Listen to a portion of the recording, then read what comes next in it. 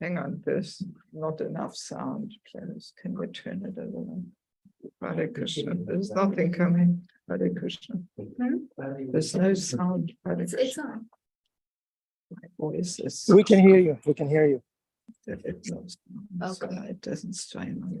Okay, I'm not sure. You can try.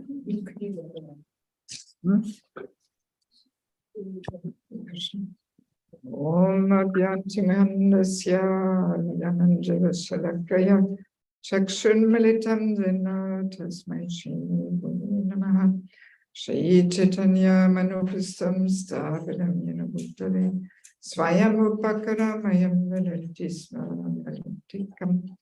Namam Vishnupada Krishna Vasa Bhuttale Srimate Bhaktivedanta Swami Nityanam Namaste Saraswati Devi Govani Pajoyine Nivishesha Shunyavadi Pasata Dashatarine Panchakapatu Vasa Kripa Sinivevata Paditanam Pavanebhyo Vaishnavebhyo Namo Namaha Jai Shri Krishna Chaitanya Prabhu Nityananda Shri Advaita Gadada Srivasadi Go Bhaktavinda Hare Krishna Krishna Krishna Hare Hare Hare Ramo Ramo Ramo Hare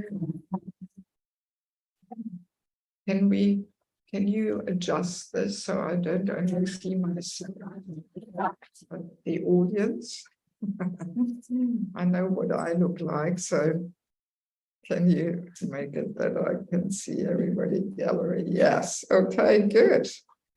Good. I do like to see the smiling faces of my audience. Please switch on your video so I can see you. I am a personalist. I like to see the smiling faces of people who I address. Okay, good. Thank you. So, thank you so much for allowing me to visit this amazing Bhakti Center here and address you this morning. I am quite impressed. Everything looks so beautiful and tasteful and attractive. So I can see you have a very nice place here. So since this is my first visit to the Bhakti Center and actually to New York altogether, I'd like to just briefly introduce myself. So I am, by nationality, I am from Germany, but I have never lived there as a devotee. I met Krishna consciousness in Australia, traveling the world. That was in 1985.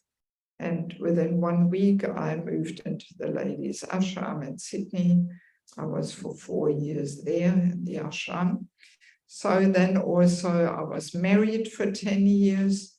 And during that time, by Krishna's arrangement, we pioneered the first more organized temple in former Soviet Union in Latvia, Riga.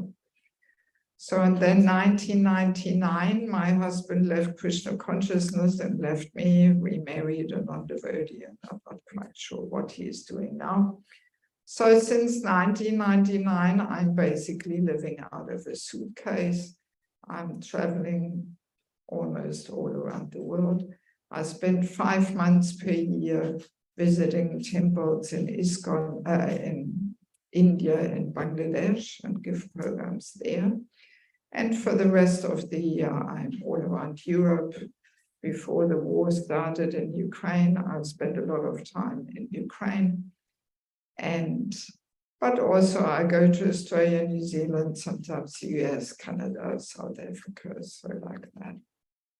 And I have established a little institute for spiritual culture, and I put different courses together, which I teach every year in Mayapur in January.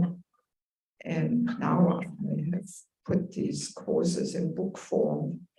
I brought some books along with me, which I will briefly introduce to you at the end.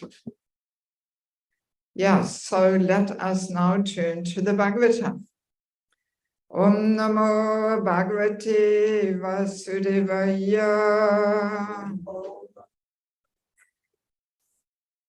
Om Namo Bhagavate Vasudevaya. Om Namo Bhagavate Vasudevaya.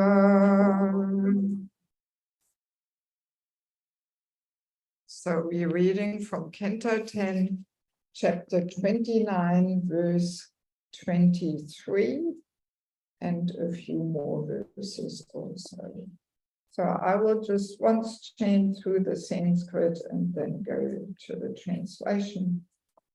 Atavamat avishnehat avatyayanti dasayaha agata yab ahyupapannamba prayante mayajantavaha. Translation. On the other hand, perhaps you have come here out of your great love for me, which has taken control of your hearts. This is, of course, quite commendable on your part, since all living entities possess natural affection for me. So here's Krishna speaking to the gopis, and we will read the next verse. I'll just read the translation. The highest religious duty for a woman is to sincerely serve her husband, behave well towards her husband's family, and take good care of her children. Purport. Srila Jiva Goswami astutely points out here that the gopis' real eternal husband is Lord Krishna, not their so-called husbands at home, who falsely considered the gopis their property.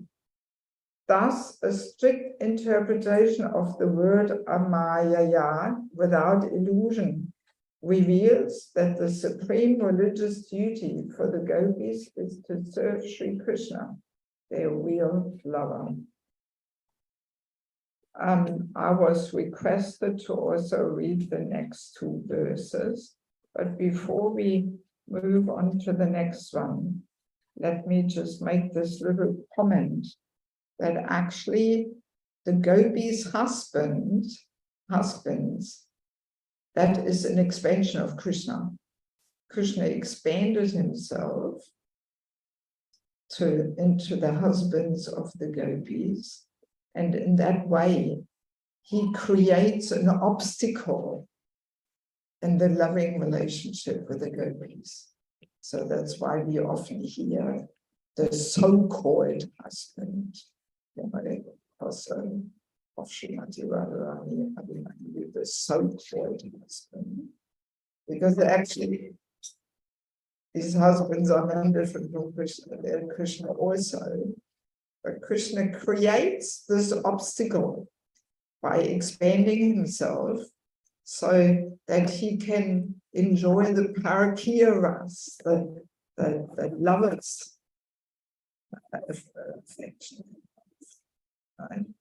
Because, yeah, that makes it even more intense and deep, right? But actually, all the gopis are married to Krishna.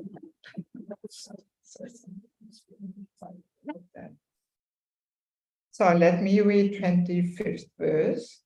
Women who desire a good destination in the next life should never abandon a husband who has not fallen from his religious standards, even if he is obnoxious, unfortunate, old, unintelligent, sickly, or poor.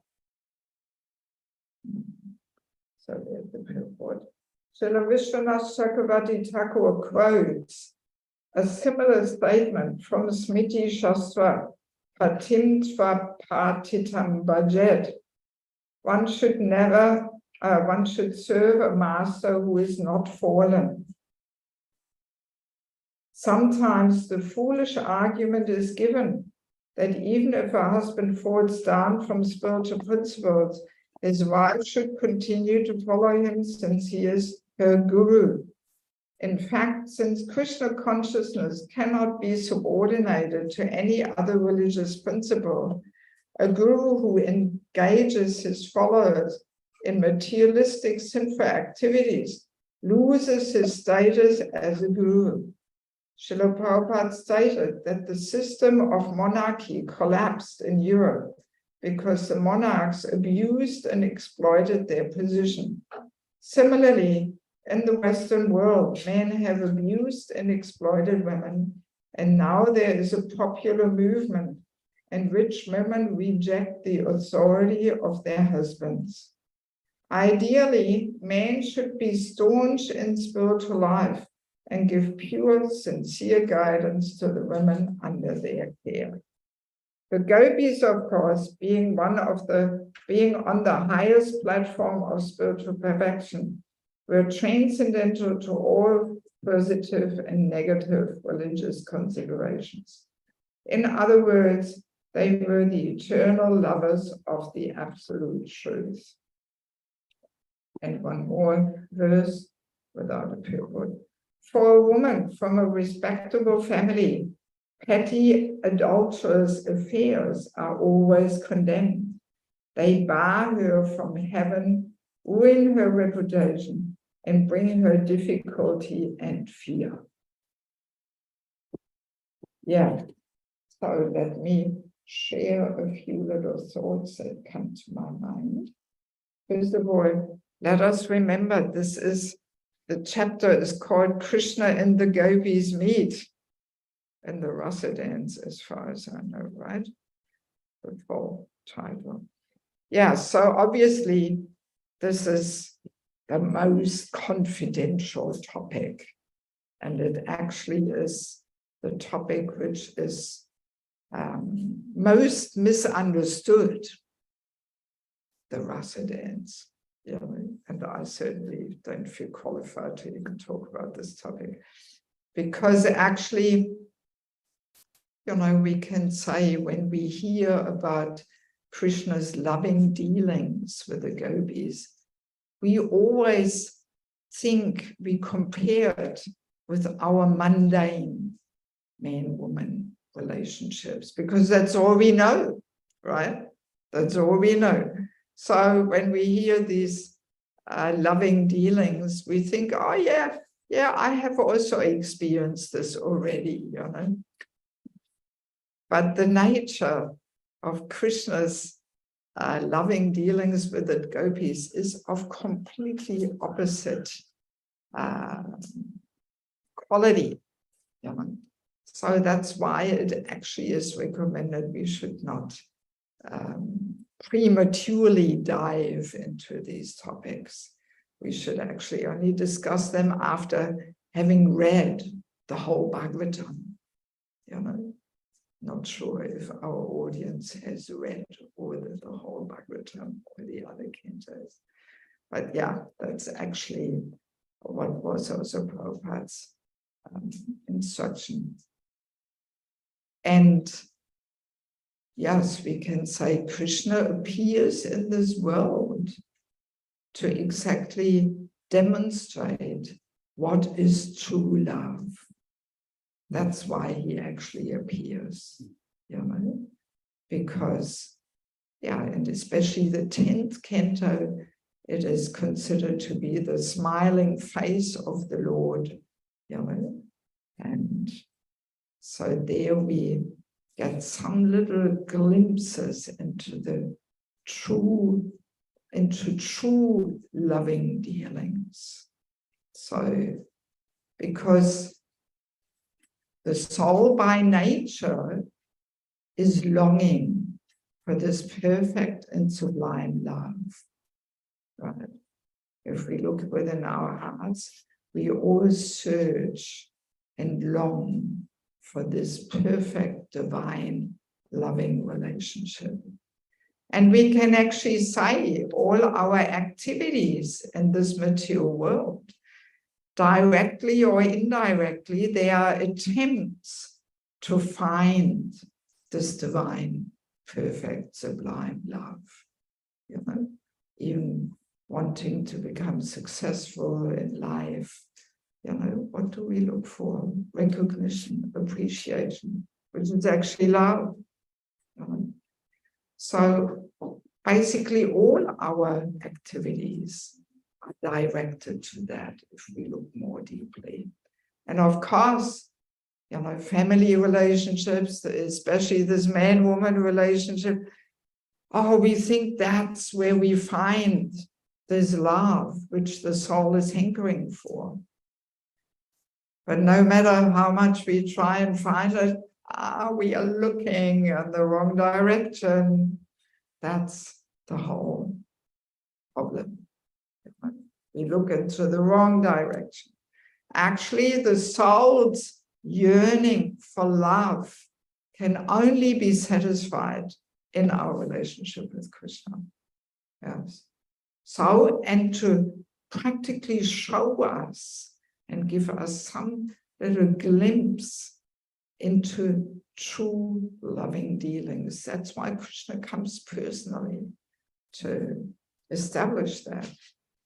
And I mean, there is one very powerful statement in this regard, which I would like to read you from my little verse book. Over the years, I have collected a lot of nice things, and I put them in my verse book under the certain topic. I need my reading glasses. This is from 10th Canto, 33rd chapter, verse 39. It says there, qualitatively, the Lord's spiritual loving pastimes are the diametric opposite of material lusty affairs. So much so that simply by hearing about the Lord's pastimes, a devotee conquers sex desire. By reading pornographic literature or hearing about material romance, we certainly do not conquer sex desire, but rather increase our lust. But hearing or reading about the Lord's conjugal affairs has exactly the opposite effect, because they are of the opposite nature, being purely spiritual. Therefore, it is by the causeless mercy of Lord Krishna that he exhibits his Rasa Leela within this world.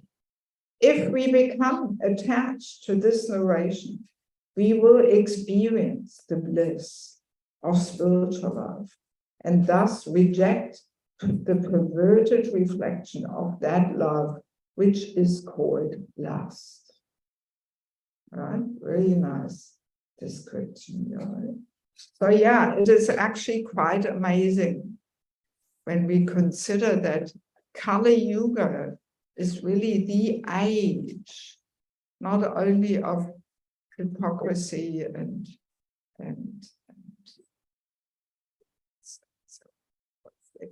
but it is also the age of lust. You only have to walk down the street here and lust is glaring at you from all sides, But yet, exactly when that age starts, Krishna, out of his causeless mercy, he agrees to appear in this world. And what does he do? Perform his Rasa Leela, Yes, just to show us what is true love. And it is also interesting to see that actually Prabhupada, the main deities he established everywhere in these short years he was traveling the world, always Radha Krishna, right? Yes. Even though he said, actually, we are not worshipping Radha Krishna, we are worshipping Lakshmi Narayan in awe and reverence, because Radha Krishna, the mood is there, no awe and reverence, actually. It is completely confidential, and the inhabitants of Goloka Vrindavan, they don't even see Krishna as the supreme personality of Godhead. No, that would disturb that most intimate love, So on one hand, Prabhupada says, actually, we are not worshipping Radha Krishna, we are worshipping Lakshmi Narayan. But yet, he established Radha Krishna everywhere. because of this point that once we get an attraction and attachment to hearing about the loving exchanges between Krishna and the gopis and Radharani, and also worshipping them, and at the same time chanting the holy name, we actually lose attraction to the so-called love, which is lust. You know, it's a whole, of course, it's a whole journey, a lifetime process, maybe for some of us even over several lifetimes. But yeah, that's why Prabhupada established Radha Krishna deities all over the world. Yes, so also just to understand, yeah, let's go back to the verses. You know, in this section, Krishna is teasing the gopis who have left their husbands to meet him in the middle of the night, you know, for the rasa dance. So, and he's teasing them, saying, well, I think you should be going back. You know, the topmost duty is to be with your husband, serve him, please him. What is this? You girls are coming here. You know, so he's teasing them to deepen their love. You know, oh no, now he's telling us to go home, you know, and what is this? You know, so he's making them more anxious, you know. And yeah, I mean, we have to understand in former times, it was like committing social suicide, you know, to leave your husband at night and meet some lover in the forest. My God, you know, yes, I mean, the times were a little different than today. You know, we may think, oh yeah, I've done that too, you know, in my past relationships, that I was maybe married and I left, you know, I met a lover or something. It's almost normal today to do this, unfortunately. But in former times, you know, the chastity of a woman was one of the highest virtues, you know, and for a woman to behave like the gopis behave, you would be completely, your reputation would be finished. You would be ostracized from society. Oh my God, it would really be like social suicide. But that shows the love of the gopis, that they're willing to sacrifice anything, even their reputation. Yes, you know, I mean, let us think about ourselves. We are so concerned about our reputation, what people think about us, and, you know, right? Yes, but the gopis were willing to sacrifice absolutely everything, you know, yes. That is the special, deeper meaning here, you know, and yes, Krishna says it at the last verse we were reading, you know.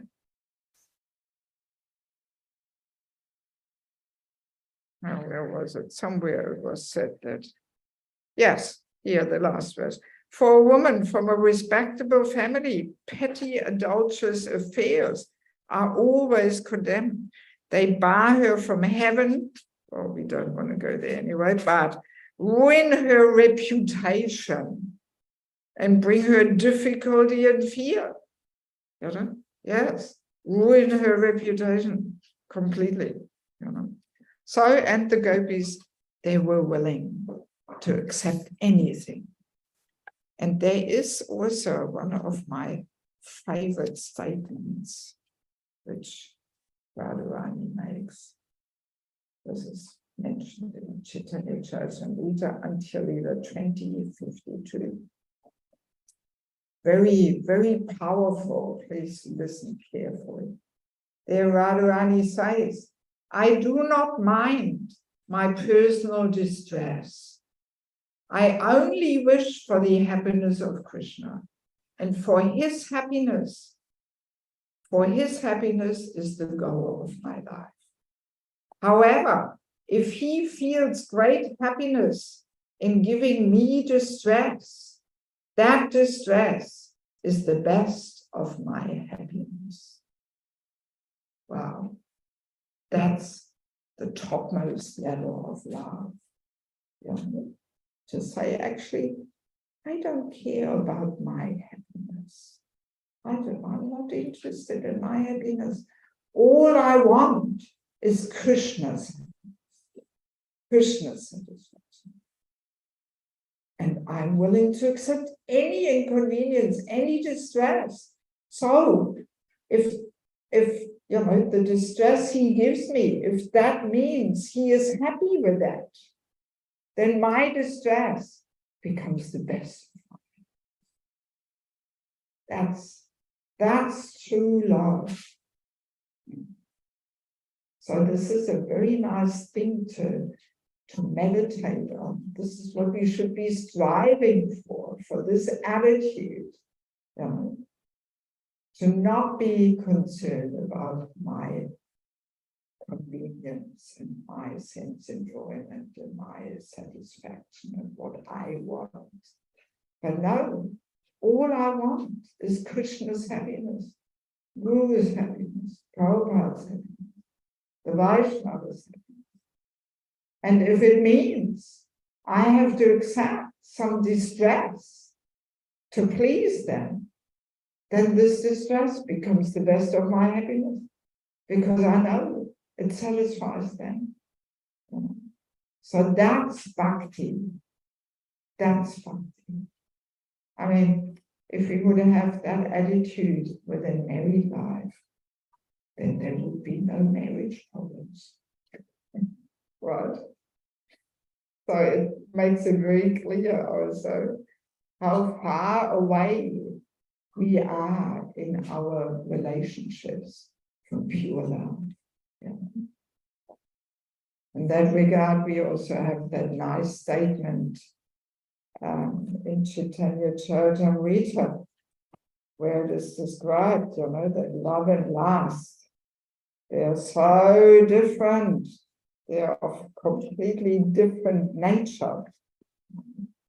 This is Adi Lila 4:164. That says in the purport, one should try to discriminate between sexual love and pure love, for they belong to different categories with a gulf of difference between them. They are as different from one another as iron is from gold.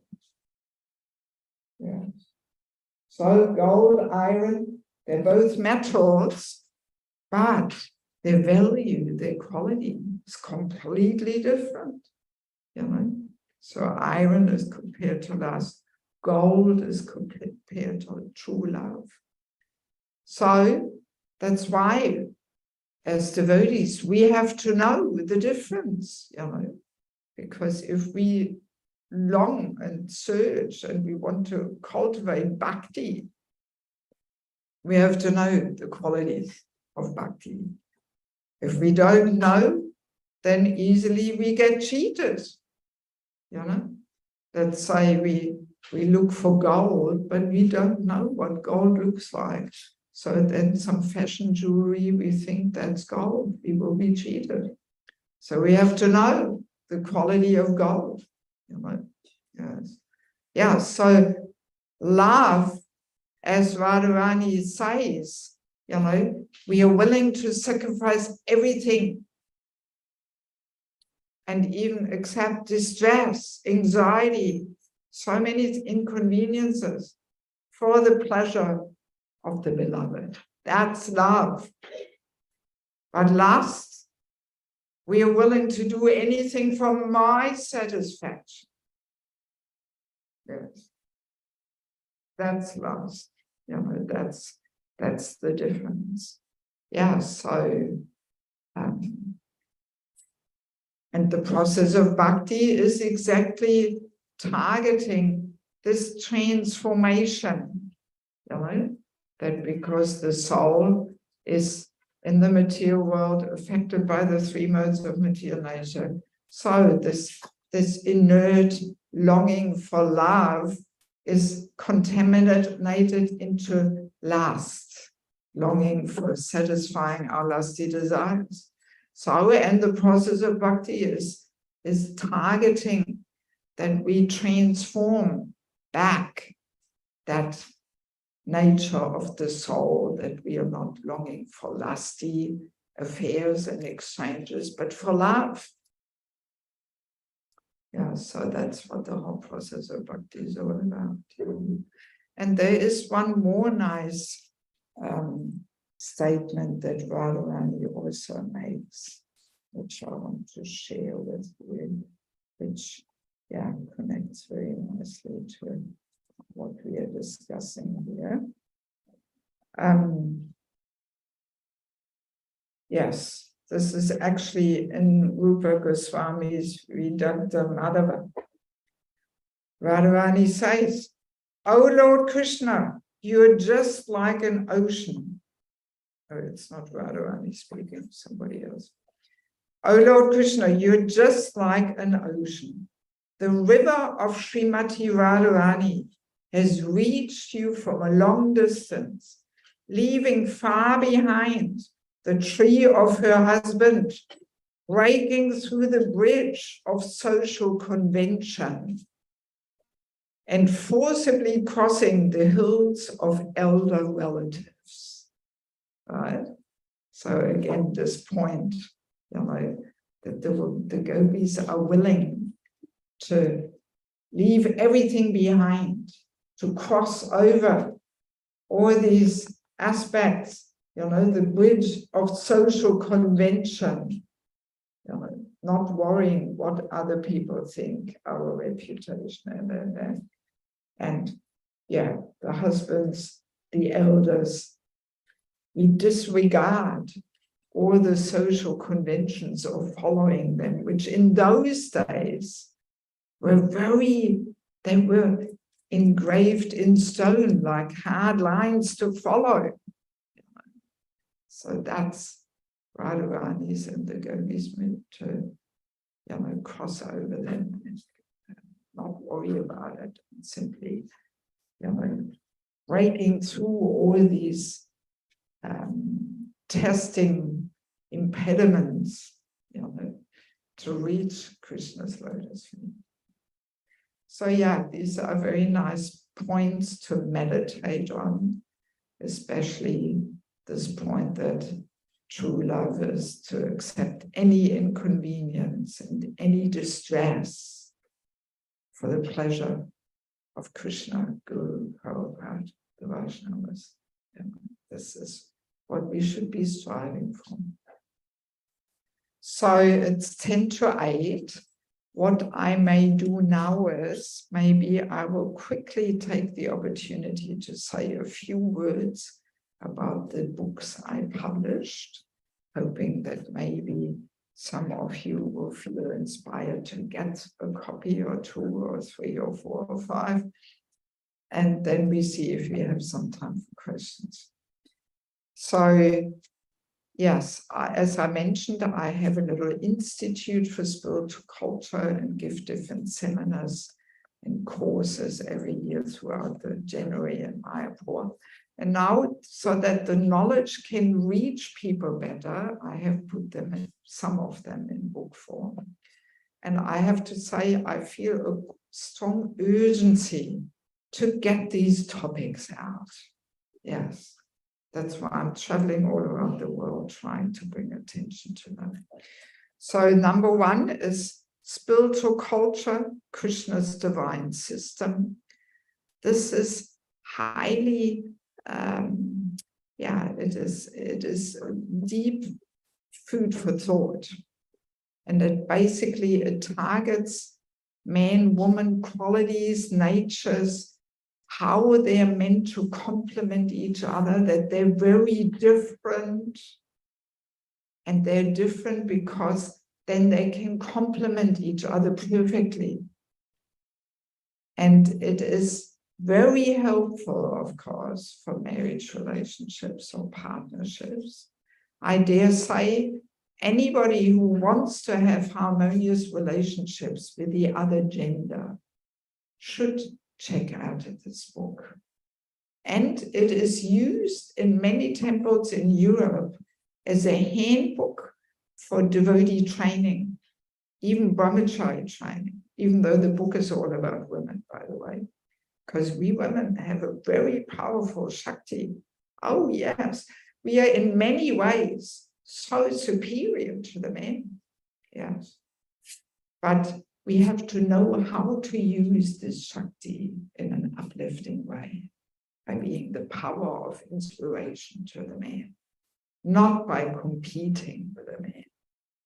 Yeah, that ruins a lot when we compete. So this is what this book is all about in a nutshell. Then we have sheltering relationships. This is all about the topic of devotee care based on mentorship. That actually, without having a mentor and eventually becoming one to others, we cannot really make advancement. So when you read this book, you will be convinced that without having a mentor and eventually becoming one, we don't go anywhere much. And no matter how senior we may be, still we do need a mentor. By the way, I didn't mention who is my guru. I'm with the third Diksha Guru by now, which is Niranjana Swami, His Holiness Niranjana Swami. So my two previous Diksha Gurus, they're not sannyasi gurus anymore. Why? What is the main reason why so many personalities could not maintain this position? Because they had that in common. They did not have sheltering relationships. So it's such a crucial topic, which we have to learn to understand. Then we have the false ego, our constant companion and troublemaker. I think the title speaks for itself. We can easily miss the whole target in Krishna consciousness, and we can feed and boost the false ego instead of dissolving and subduing it. It's all happening. Yes. So it has helped me a lot to put this, when I put this book together, to detect how my false ego gets into my way. So maybe it will help you too. And there's a whole chapter on chanting on the holy name in it, because I do conduct holy name retreats all around the world, and Eka Chakra over Christmas every year. And Nityananda's birthplace in India. So if anybody wants to have a wonderful experience, please come and attend. Then we have entering the Grihastha ashram. How to do it, how better not to do it. I think we do need a little bit of help in this. So this book is all about matchmaking, actually. So it's very helpful for people who are not married yet, people who want to help others to find a compatible partner, mentors, shiksha gurus, parents, whatever. There's a whole list of over 100 topics which a man and a woman should discuss with a cool head, without the pink glasses on, to see, are we compatible? Are we on the same wavelength? You know, yes, yes. I hope it will make some little contribution to make our marriages more stable and harmonious. I meet so many people who are, you know, trapped in some incompatible relationships, and they're frustrated. And I'm always thinking, God, why did you two get together, you know? Yes. So, and then last but not least, family life as an ashram, secrets of success. There's a lot of things in it. I just published this a few weeks ago.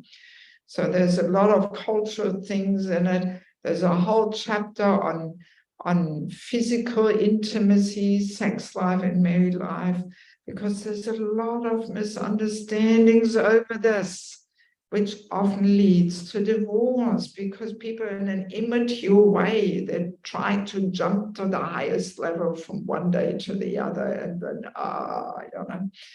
Yeah, so, and there's a lot of interesting stories with Prabhupada, which hardly anybody knows what Prabhupada actually said about sex life. Maybe he didn't say it publicly, or he didn't say it in his books, but he said it privately to devotees, which makes it very clear what was actually his attitude. Yeah, Prabhupada was very strict on one hand, but he was also understanding and rather liberal on the other hand.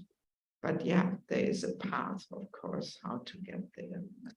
So yeah, this is what you find in this book. So if you want to get any of these books, these three, Entering Grihastha, Family Life as an Ashram, Secrets of Success, False Ego, they're $20 each. And the other two, they are $15 each. So I'm only here for a few more days, but I have quite a few books, some with me, some back at the temple in Brooklyn. So if anybody wants to get some books, now is your chance to put your order in, so to speak. You can pay by Zelle or Venmo or cash. So the online audience, if you want to get some books, then contact the leaders here, and I will give the Zelle and Venmo links there to pay, and then we can leave them here in the center and you can pick them up or something.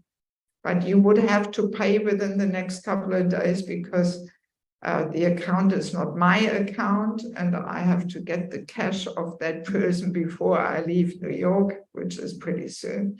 So it would have to be done basically best now, like that, because I will not be able to follow up and to get the money off you. Okay, well, I just see there's only 1 minute left for questions. But I was told that sometimes you go back and answer questions after the Prabhupada Guru Puja. So since our main audience is actually online, I don't know, how do you want to do this? Let's ask our audience, are there any questions? Because I'm here to serve. So if you have questions, I can make myself available after Prabhupada Guru Puja. Do we have any questions? Anybody wants to give us some feedback here? Thank you, Devaki, Devi, for a wonderful class. Very insightful and deep. Do we have questions in the temple room? We're supposed to ask them first, because they are more personalists than us. I didn't want to ask a question, but you just went with the Yeah, it doesn't look like here's questions, and I guess I can also answer them privately. So we can't ask questions, Haribol. Yes. We can't ask questions because they're going to open the curtain any second now, and so the question will be cut off. But we do have Ananda Bihari. Please tell her about the afterglow, like right after we have Darshan. Yeah, right after the conch. Yeah, right. Thank you, Bhima Prabhu. Right after the conch, we go in the back of the temple room and we answer 2-3 questions. If you're available, Devaki and Devi, it's up to you. I am available. I came to serve you all, so I can be available in whatever. Then bring that computer to the back of the temple room after the conch blows.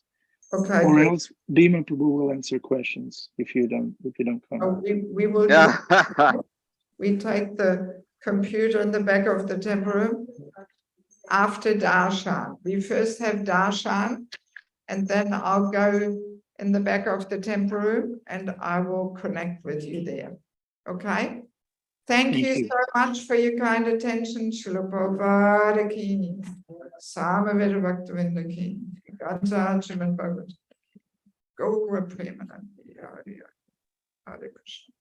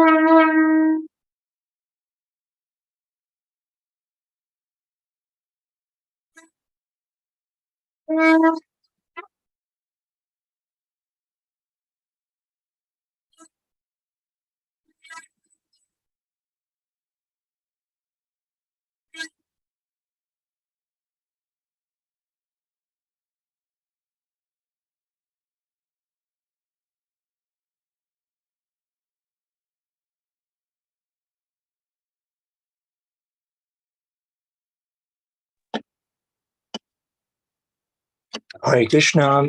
Devaki, Devi, please take this computer to the back of the temple room if you can hear us.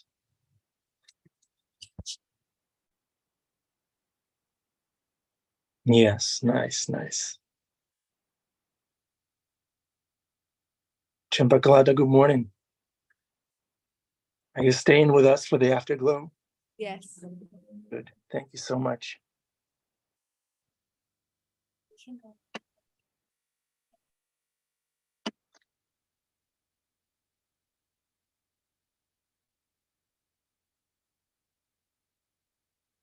Yes. Light is back here for these. Okay, dear devotees, now is the time for intelligent and pertinent questions. Please. And we have a question from a horse. Oh, Krishna. We're going to have to deal with that.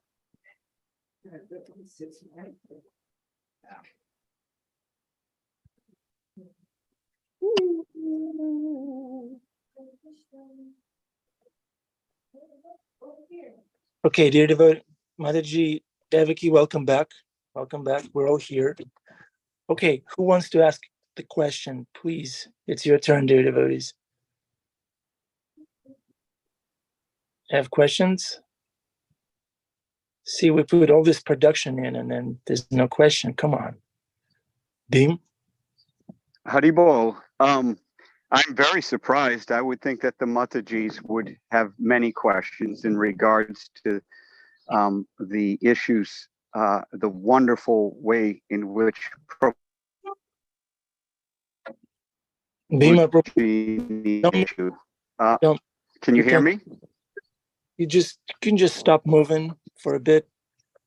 Okay, let me get closer to the house. Yeah. We have to put you in the waiting room. No, they can't ask their questions. Am I okay now? Yeah, you're okay. Can I be heard? Am I okay now? Yeah. Yes. Okay. So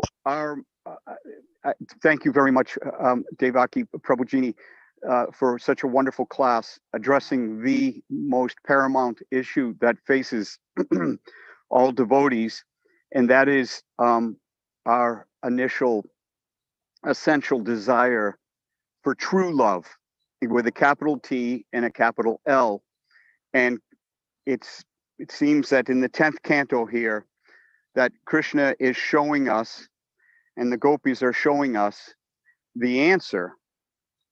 And of course, we find ourselves in this world and we feel like this isn't going to happen with us. We're not going to find that true love because it doesn't exist in the world. And we're just too fallen to find it in Krishna consciousness. I'm not pure enough. I'm not steady enough. I'm not austere enough. For those people who have doubts, which I've been through the gauntlet of marriage for 35 years now.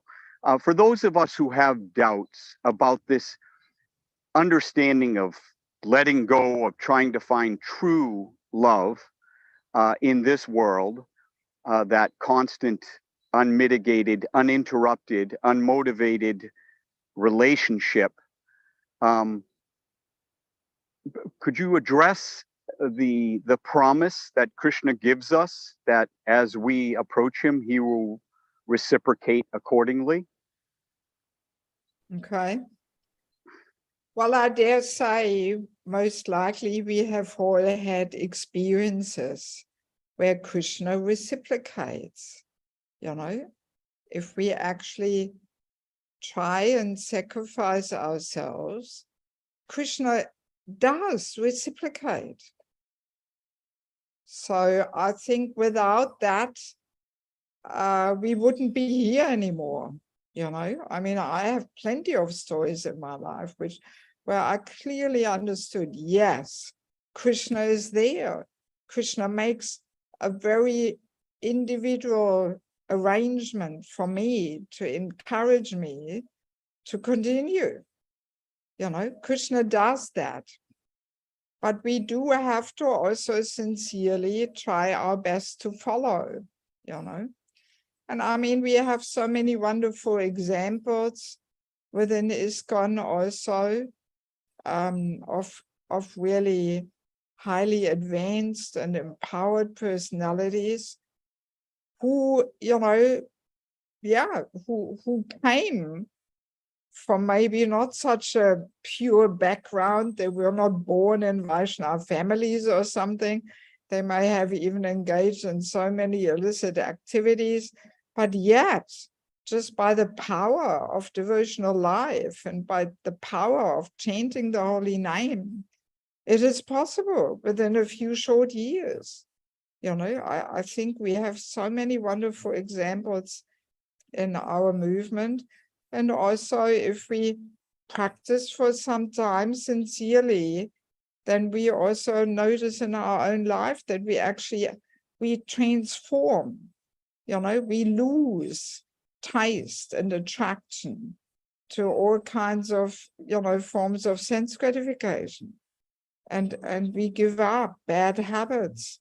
We establish empowering habits. So we can very clearly observe this in our own lives. And once we've been around a bit and we preach and we, you know, accompany other devotees in their spiritual journey, we see how they are changing. So we have to be very clear. Devotional life is all about transformation.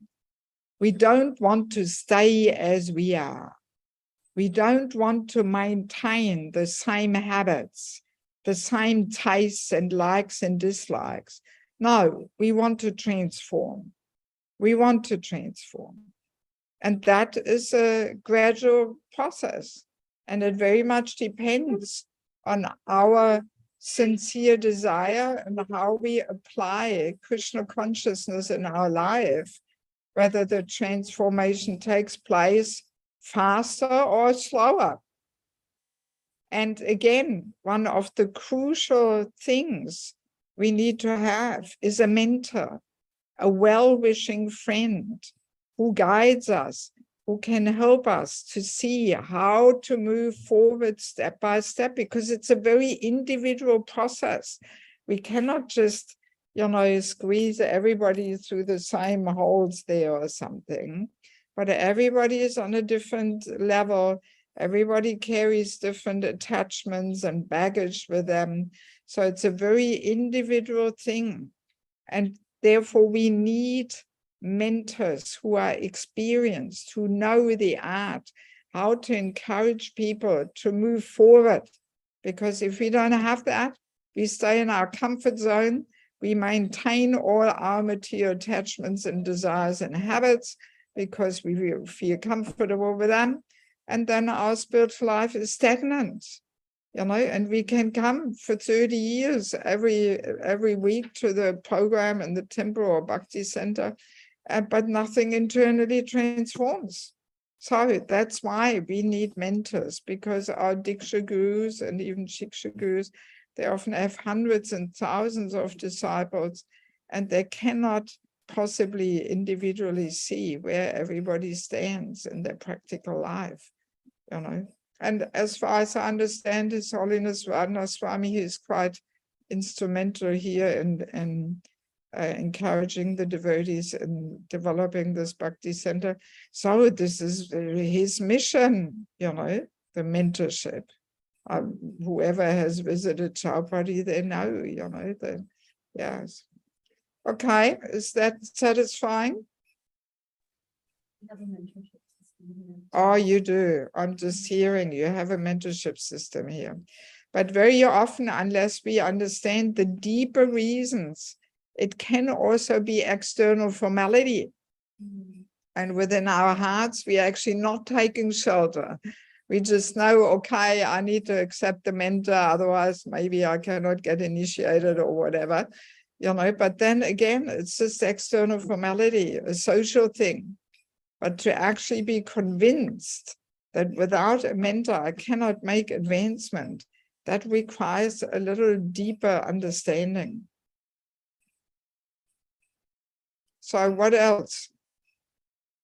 Do we have anything else? Yes. This is Ananda Manjari Devi Dasi. Thank you so much for your class. I actually want to ask about the aspect of mentorship because you've just named how important it is for us to continuously have mentors no matter where we are on our journey. And I would like to hear about the flip side of it. Like, why is it so important for us to also strive to eventually become mentors ourselves too? Right? Well, if you want to really get a deeper understanding of the topic, I recommend you to get this book. Like there's, for example, a chapter in it which describes all the qualities we have to have in order to serve as a mentor.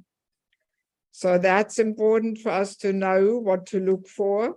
And it is important for us to know what to strive for, you know, that eventually we should develop these qualities so that we can reach out. And there is a very powerful statement in one of the Upanishads where it says one can only make progress if we have the association of pure devotees. And then it says, unless one reaches out to those who are less experienced, one's life will remain superficial. So that's the answer to your question.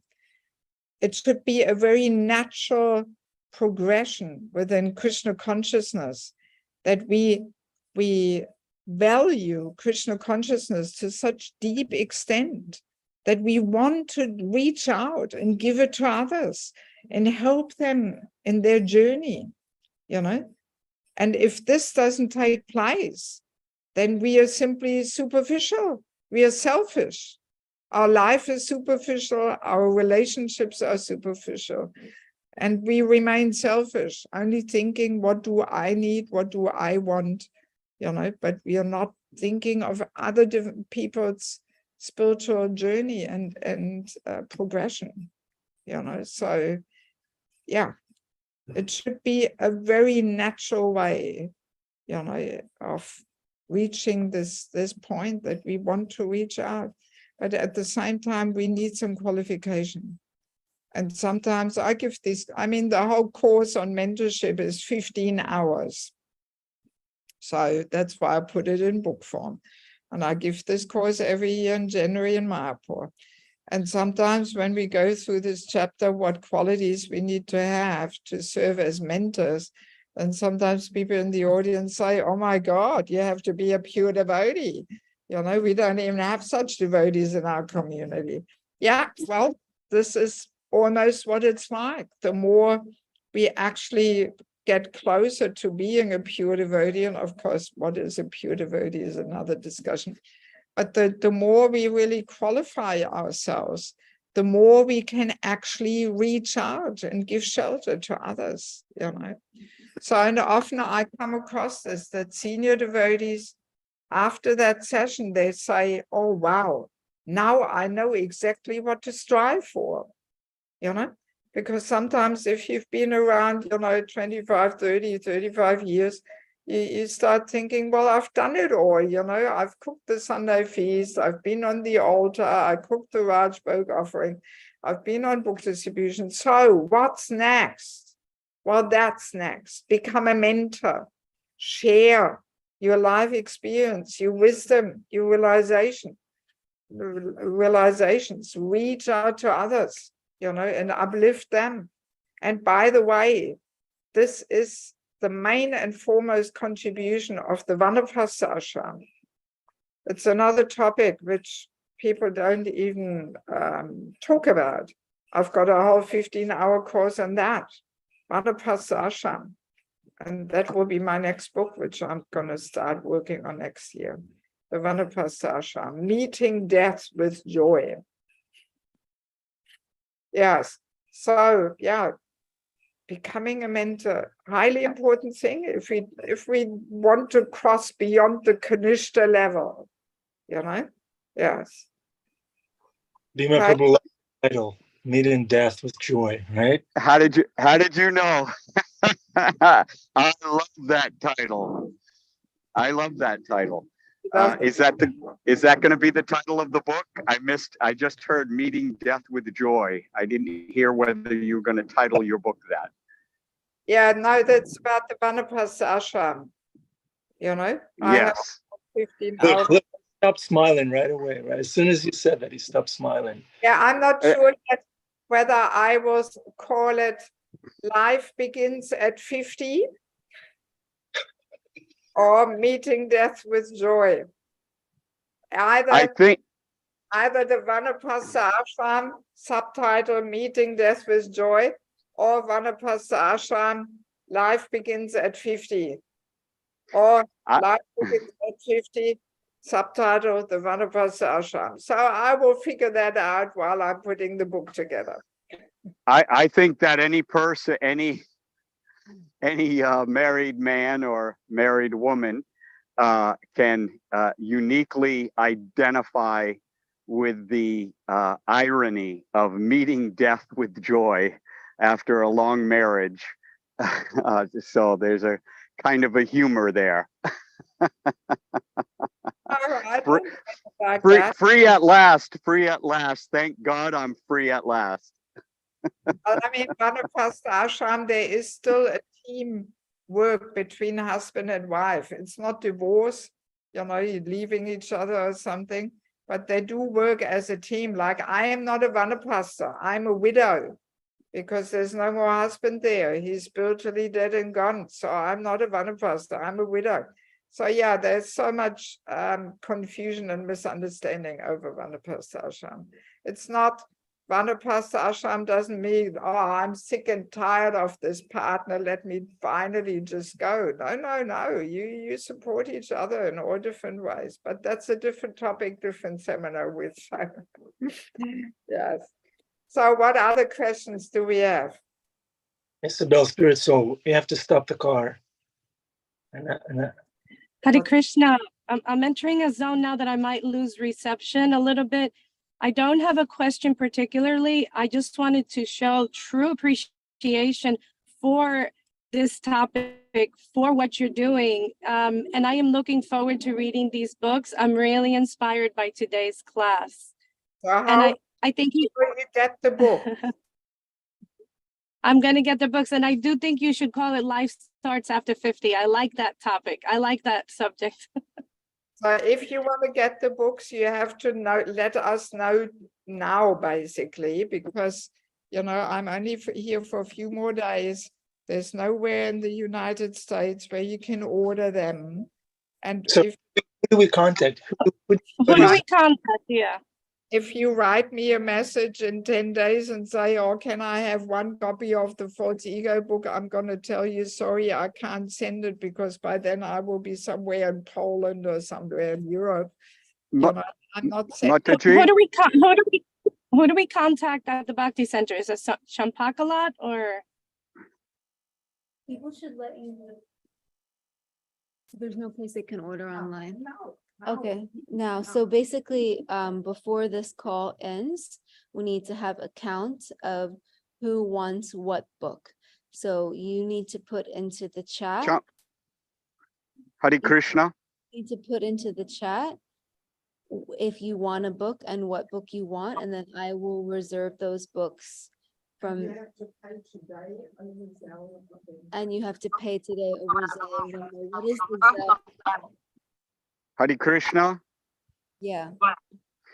Go ahead and set aside 5 copies of each of her books, and Ananda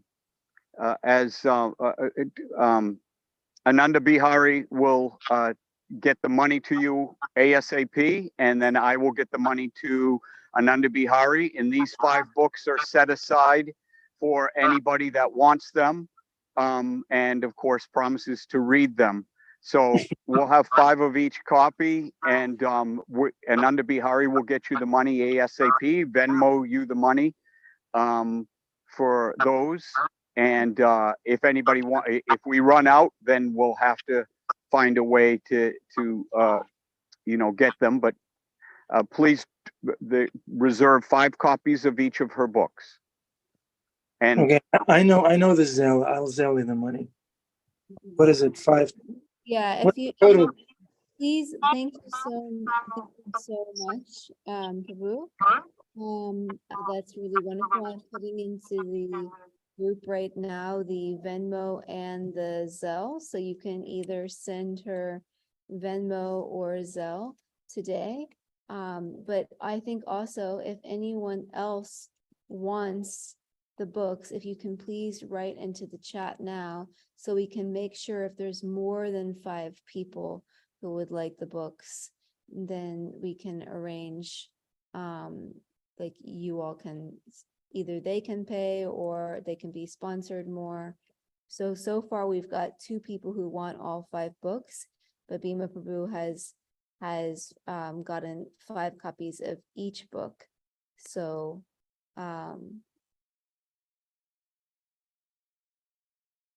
okay. So we've got 3 people who want all 5 books and 1 person who would like the spiritual culture book. So getting 5 copies of each book covers it. Okay, Yeah, and you put the Zelle in also. yeah, I'm putting the Zelle in now also.